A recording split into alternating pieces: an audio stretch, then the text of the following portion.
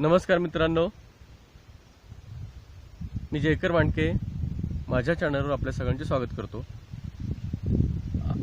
आज मी आपल्या समोर ॲन एपिटमी ऑफ करेज याचा पार्ट 2 घेऊन आलोय। याचा अगोदरचा पार्ट तुम्ही पाहिलेला असेल निश्चितच, जर पाहिलं नसेल तर कृपया तो पहा, म्हणजे हा पुढचा लेसन तुम्हाला समजेल। पेज नंबर 63 वरचा जो थर्ड पॅरा आहे तो आपण पाहतोय। In the meanwhile the disease worked it's way into Stefan's body and left him disabled. दरम्यानच्या काळामध्ये त्या रोगाचा, त्या आजाराचा इतका परिणाम त्यांच्या शरीरावरती झाला आणि त्यांना डिसेबल्ड केलं, म्हणजे अक्षम केलं, कुठलंही काम ते करण्यास सक्षम नव्हते। He began studying the concept of the of black holes to get his PhD by this time. आता याच वेळेला ते ब्लॅक होलचं जी कन्सेप्ट आहे, जी संकल्पना आहे, याच्यावरती ते अभ्यास करत होते आणि ज्यातनी त्यांना PhD मिळवण्यासाठी त्याचा अभ्यास चाललेला होता।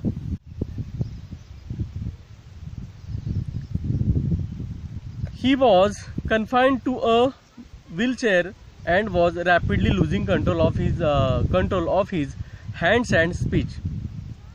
कन्फाइंड या शब्दाचा अर्थ इथं आहे, नाही, कन्फाइंड या शब्दाचा अर्थ इथे दिलेला नाहीये त्यांनी। कन्फाइंड म्हणजे काय तर मर्यादित करणे। तर त्यांची जी हालचाल होती ती फक्त व्हीलचेअरपुरती मर्यादित झालेली होती आणि वेगात त्यांच्या शरीराचं कंट्रोल आहे हे नाहीच होत गेलं। हळूहळू त्यांच्या हाताचंही कंट्रोल नाहीच होत गेलं आणि त्यांची जी वाणी आहे, स्पीच आहे, बोलण्याचं, वाचेचं, याचंही कंट्रोल निघून गेलं। The study of the black holes spark his imagination with bright ideas.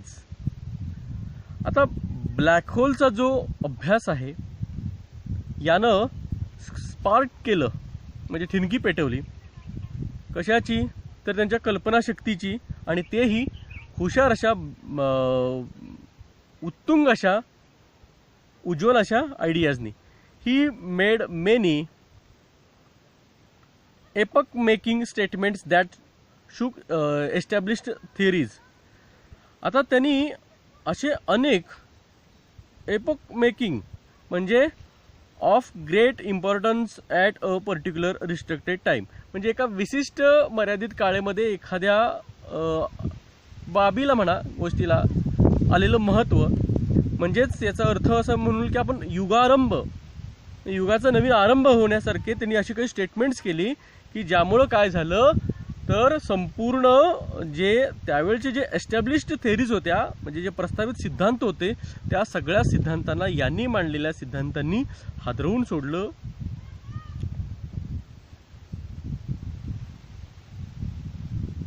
हा पुढे बघूयात आता। Scientist believe that the universe begin with a big bang. आता जे शास्त्रज्ञ होते त्यांचा असा विश्वास होता की या जो विश्व आहे याची सुरुवात ही बिग बँगनी झालेली आहे, म्हणजे महाविस्फोटाने झालेली आहे। To explain this concept better Stephen invented what is known as Lie algebra.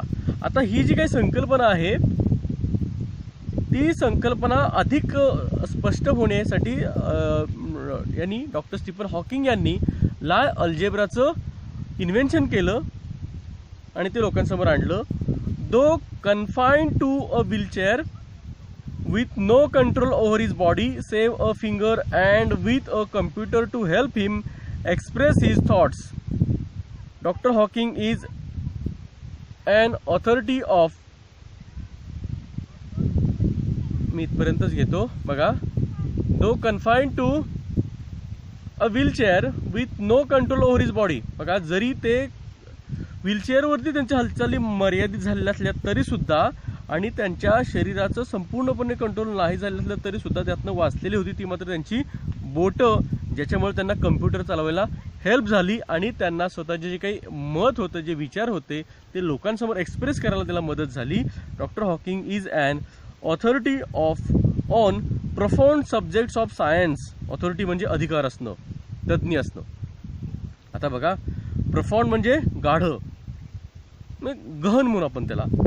तर डॉक्टर हॉकिंग यांना विज्ञानाचे जे काही इतर ज्या उपशाखा आहेत त्यांचं गाढ असं ज्ञान होतं किंवा त्याच्यामध्ये त्यांना एक तज्ज्ञ होते ते. त्याच्यामध्ये numerous honorary doctorates and awards have been bestowed on him. खूप, न्यूमरस म्हणजे खूप, ऑनररी सन्मान, मान, असे अनेक सन्मान आणि मान त्यांना म्हणजे डॉक्टरेट्स आणि काही अवॉर्डसुद्धा बेस्टोड या शब्दाचा अर्थ ऑन, बेस्टोड ऑन म्हणजे ग्रँटेड ॲज ॲन ऑनर, म्हणजे त्यांना बहाल केले गेले. अशा अनेक डॉक्टरेटचे सन्मानसुद्धा त्यांना त्या काळामध्ये काय झाले तर त्यावेळेला दिले गेले. He is a fellow of the royal society. आता ते एक फेलो होते. फेलो म्हणजे काय तर फेलोचा अर्थ इथं अनुयायी हा असा अजिबात नाही, तर बऱ्याचदा विद्यापीठांमध्ये फेलोशिप दिली जाते, म्हणजे त्याला सहकारी त्या माणसाला केलं जातं. थोडक्यात शिष्यवृत्ती वगैरे असाही अर्थाचा तो शब्द आहे, तो दिला जातो. तर त्यांना ती यांना फेलो ते झालेले होते कशाचे तर ते रॉयल सोसायटी लंडनचे. And a member of US National Academy of Sciences. आणि ते पुढं USचे जी नॅशनल अकॅडमी ऑफ सायन्स आहे त्याचेसुद्धा ते मेंबर झालेले होते. In spite of being considered Einstein's equal in intelligence. In spite या शब्दात असे असून सुद्धा, तर बघा आइन्स्टाईनची इतकंच बुद्धिमत्ता आहे असं मानलं गेलं होतं. कुणाला तर डॉक्टर स्टीफन हॉकिंग हे आइन्स्टाईन इतकेच त्यांचं बुद्धिवान आहेत असं मानलं गेलं असलं तरीसुद्धा doctor Hawking is a very humble man. तरी ते अत्यंत विनम्र अशी व्यक्ती आहेत. A simple down to earth man. अत्यंत एक आता साधा सामान्यांनी डाऊन टू अर्थ म्हणजे ज्याचे पाय जमिनीवरती असतात असा माणूस. कितीही मोठा झाला तरी सुद्धा ज्याचे पाय जमिनीवर असतील असा माणूस डाऊन टू अर्थ. तर असं म्हणलं जातं किंवा तो ज्याला व्यवहार दक्ष म्हणजे उगीच नको तिथं कल्पनाच्या उड्यांमध्ये भराऱ्या मारण्यापेक्षा जमिनीवरती पाय असणार असा माणूस असं मानलं गेलं. He has authored many books dealing with his awesome ideas, keeping a layman in mind.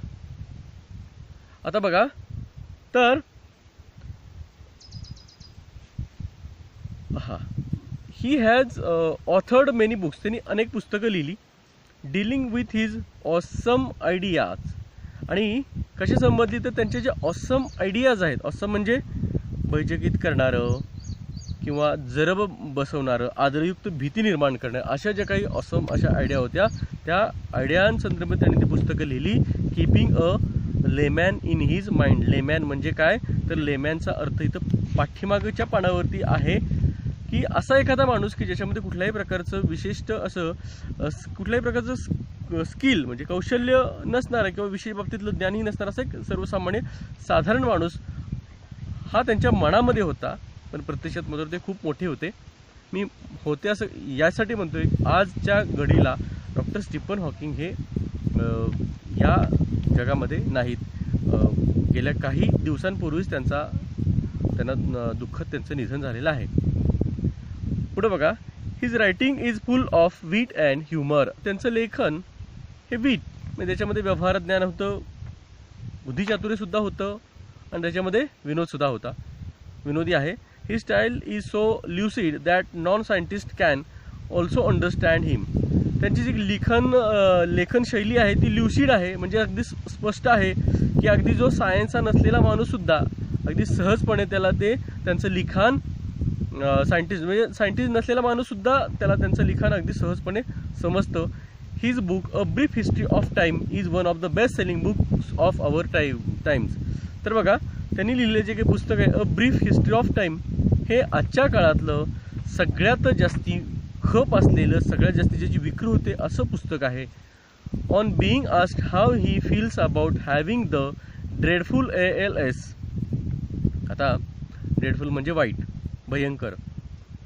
तर त्यांना असं विचारलं जातं की तुम्ही आता सध्या जे ALSचे बाधित तुम्ही पेशंट आहात, तशा प्रकारचा आजार तुम्हाला झालेला आहे, याबद्दल तुम्हाला नेमकं काय वाटतं असं यावेळी विचारलं जातं.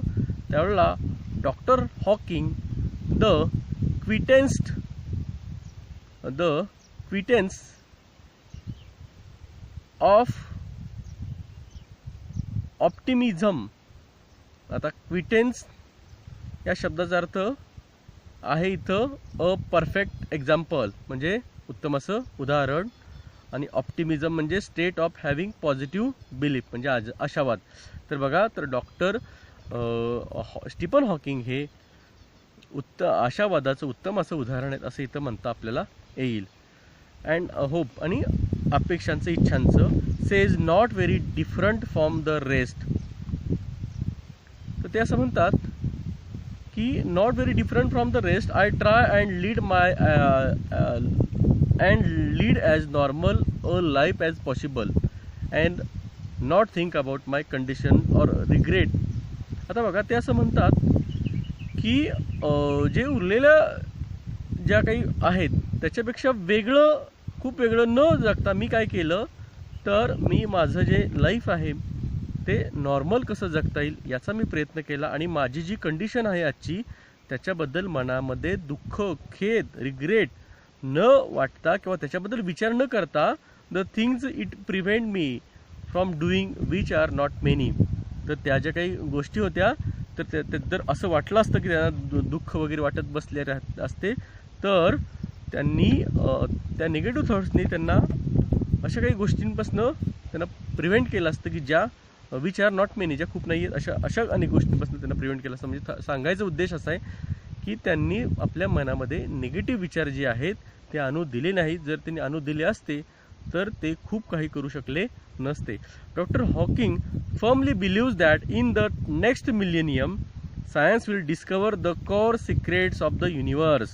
तर डॉक्टर हॉकिंग यांचं असं ठाम मत आहे की येणाऱ्या सहस्रकामध्ये, मिलेनियममध्ये सायन्स काय करेल, तर युनिवर्सचं जे रहस्य आहे, म्हणजे विश्वाच्या उत्पत्तीचं जे काही रहस्य आहे ते सायन्स ते शोधून काढेल किंवा त्याची उकल केली जाईल. त्यातला महत्त्वाचा गाभासुद्धा तो शोधून काढेल. इट्स ओरिजिन, त्याचा उगम कसा झाला किंवा त्याची निर्मिती कशी झाली, इट्स हिस्ट्री, सोबतच त्याचा इतिहाससुद्धा, त्याच्याबद्दल सुद्धा ते काय करतील, डिस्कवर करतील, शोध लावतील किंवा त्याच्यावरती रिसर्च करतील. May be even predict its ultimate demise. आणि कदाचित ते त्याचं अल्टिमेट म्हणजे अंतिम, आणि डिमीज म्हणजे शेवट किंवा मृत्यू. या विश्वाचा अंतिम अंत, शेवट कसा होईल त्याच्याबद्दल सुद्धा कदाचित ते काय करतील, तर ते भाकीत करतील, प्रेडिक्ट करतील, असं डॉक्टर स्टीफन हॉकिंग लागले यांना ठामपणे वाटतं. Like doctor Hawking, there are many people who display exemplary courage in their lives. तर बघा, डॉक्टर स्टीफन हॉकिंग यांच्यासारखी या जगामध्ये अनेक अशी माणसं आहेत की जे काय करतात, तर एक्झम्प्लररी करेज म्हणजे अनुकरण करण्यायोग्य किंवा अनुकरण करण्याजोगं धैर्य ते त्यांच्या जीवनामध्ये दाखवतात. Let us salute all those brave people. तर मग चला, त्या सर्व शूरवीर अशा त्या ब्रेव्ह पीपलला आपण काय करूयात, तर सॅल्यूट करूयात. Who in spite of being disabled strive to do their best. जे काय करतात, जरी ते डिसेबल असले, म्हणजे काय, जरी ते अक्षम असले, सक्षम नसले, तरी सुद्धा काय करतात, तर ते आपला जे काही काम आहे ते बेस्ट करण्याचा साठी अगदी प्रयत्नांची पराकाष्ठा करत आहेत. मित्रांनो, डॉक्टर स्टीफन हॉकिंग हे आज आपल्यामध्ये नाहीत, पण जगामधला एक अत्यंत श्रेष्ठ असा, आपल्या काळातले अत्यंत श्रेष्ठ असे शास्त्रज्ञ म्हणून आपण त्यांचा नामोल्लेख करू शकतो. असे अनेक गूढ गुपित आहेत की ज्याच्यावरती त्यांनी भाष्य केलेलं आहे किंवा ज्याच्या थेरीज त्यांनी मांडलेल्या आहेत, आणि ज्या येणाऱ्या काळामध्ये त्याचा खूप मोठा या जगाला नव्हे, संबंध विश्वाला, अखिल मानवजातीला याचा फायदा होणार आहे. तर अशा महान शास्त्रज्ञाला आणि आपण खरोखरच या शास्त्रज्ञाला आपण सॅल्यूट केला पाहिजे.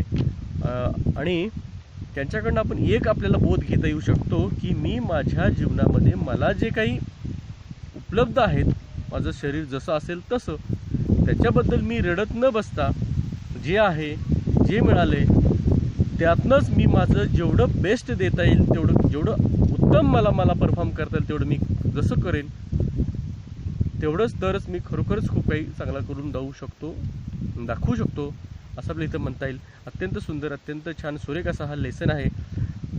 तुम्ही सगळ्यांनी हा माझा व्हिडिओ पूर्णपणे पाहिल्याबद्दल आपल्या सगळ्यांच्या अगदी मनापासून धन्यवाद मित्रांनो. याचा पार्ट 1 आहे, तो सुद्धा पहा. आपल्या सगळ्यांचे पुन्हा एकदा धन्यवाद.